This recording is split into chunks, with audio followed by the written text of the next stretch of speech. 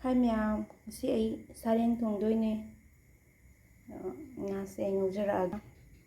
Ngasi ay sareng thongdoine. Sareng se kg ani hena lombane.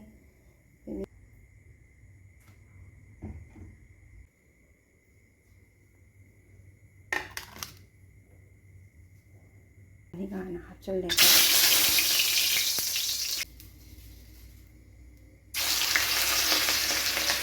Thai ko ngo ko ko.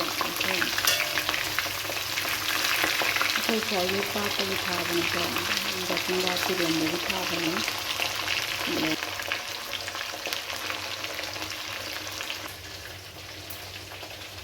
Ngase ha ko.